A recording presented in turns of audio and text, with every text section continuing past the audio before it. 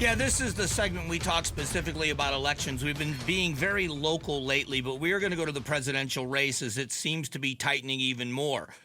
President Trump was out in front of President Biden, and the lead was widening, which is why the president left the race. I think President Biden left the race for two reasons, and he was approached on these two reasons. Number one, he wasn't going to win. The poll numbers had President Trump ahead, but expanding that lead in swing states. So much so that Democratic support was falling.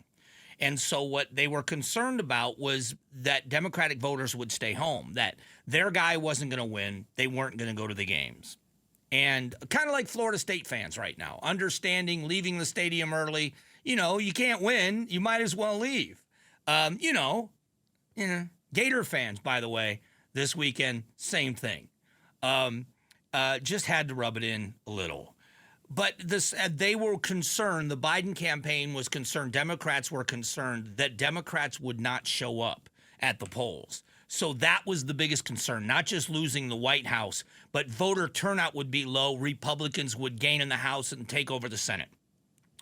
Now we've got Vice President Harris as the nominee. What she did was stop the bleeding of those poll numbers, and there was a resurgence. There are stories out there that I think are accurate that you have seen voter enthusiasm outpace and doing a great job over some Trump supporters.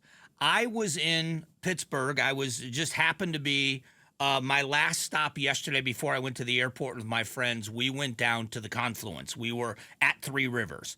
I went down to the spot, beautiful fountain. They have a marker that shows the confluence of the Three Rivers. It really is cool. But there was a march yesterday, the Labor Day March, and there were Harris wall signs everywhere. The vice president spoke, and there is a huge amount of support. You cannot deny that there is some enthusiasm. Now, there's reports about it stalling, which is going to happen. At some point, you have to get down to business.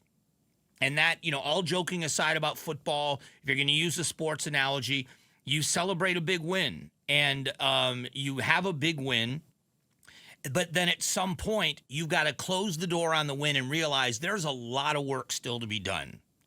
And so I wanted to hear Rick Klein, ABC, talk about enthusiasm stalling for the Harris campaign. Doesn't mean it's over. It just means the honeymoon part of this, this is amazing part of it, is over and the work begins. The momentum that Vice President Harris had the last few weeks appears to have stalled, but she retains a slight edge in both national and battleground state polling. Our latest poll with Ipsos shows Harris up 52-46 among likely voters. That's basically where the race was before the Democratic convention. It's still there now. That is better than President Biden was looking when he exited the race a couple weeks back, when he was trailing nationally and in the major battlegrounds.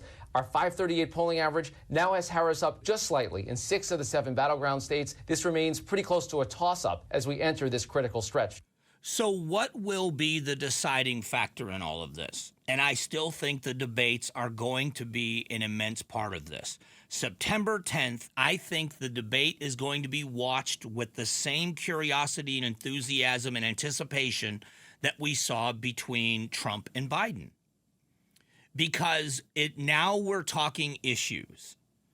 If you look at the ads that are out there, they are focused on issues. And when you focus on issues, and I think this is the way ultimately it should be and will be, there are those out there that cannot stand Donald Trump. So any misstep, anything he does, I'll give you an example with Trump. He has now embraced that dance he does during his rallies. He does it at every rally. And what everybody else made fun of him with, his supporters can't wait for him to do it. It may sound silly to you, especially if you're somebody that can't stand Donald Trump, but that dance where he pushes his fists out in front of him and he looks almost like the chipmunk from Caddyshack. That's become something, but it is, again, people made fun of it. Vice President Harris, in my opinion, kind of stepped in it. She was in Detroit. And if you haven't heard it, you're going to now because I listened to it. It's hilarious. We fall into this trap when we want to fit in. And if somebody's got an accent, you talk with their accent. And I want you to hear Vice President Harris in Detroit. You tell me if she is now putting on an accent. You better thank a union member for the 5-day work week.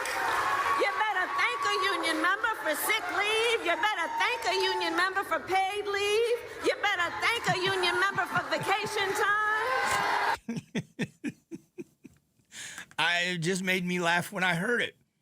It was cringy, not as cringy as Hillary Clinton, and I'm not going to play that. But if you're old enough to remember her speaking to a crowd of I believe it was of black women mostly. I don't remember the circumstances, but she was quoting and she was trying to put on this fake accent. I ain't no ways tired. And it was horrible. It was cringy. It was this desperate desire to fit in. And it's not the end of the world. I don't think that's what's going to make people decide. But when they sit down and they have to defend their past, one of the things that's being lamented by Democrats is that Vice President Harris is moderating her stance on fracking. The Biden administration, when Vice President Joe Biden was debating in 2020, when he was debating in the primary against Bernie Sanders, he made promises of no more drilling, no more fracking. They were going to just destroy the fossil fuel industry. No more drilling onshore, no more drilling offshore, no more drilling. That was his promise. And they kept that promise for the most part. There was, at the beginning of that administration, there was an assault, an onslaught in the fossil fuel against the fossil fuel industry. The vice president has moderated that view. She's no longer against fracking. In Ohio, the senator from Ohio is moderating his stance on the Green New Deal and fracking because it's such an important part of that state. She also is moderating and changing her stance on the border. She's talking tough on the border. No specifics yet, but she's going to have to defend those changes. The former president has got a lot he has to defend. He has to defend all of the spending that happened during COVID. He has to defend the fact, and I guarantee you it's going to come up multiple times, that there was more money added to the national debt during the Trump administration than was added during the Biden administration. There's going to be no doubt about that, and that's going to be brought up. He's going to have to defend it. It's a fair question, and when those questions are asked about law enforcement, about crime in our cities, we talked about the border earlier. There's a Venezuelan gang that's taken over an apartment complex, and Colorado's pretending it hasn't even happened. You can't do that. You are going to have to answer for these things. Are they your fault? No. Why are they not your fault? Well, here's why. Well, what should we do about it? What are we going to do about the borders? What are we going to do with our issue at the border? How do we secure it? What's a fair immigration plan? Those are going to be the deciders in this election. We've been through the RNC. We've been through the DNC. They've changed horses. They're going to have to defend the fact that she wasn't voted on by anybody, that they picked her. She was crowned as the nominee. All of those things, if she can answer those questions, if she can address those issues, she's going to win. If she can't, and the former president can answer those questions better than her, he's going to win. It's that close, and I just think it's pretty amazing. Thanks for watching the Mike Broomhead Show. Tap to watch the first season of Amazing Arizonans, a KTAR News podcast.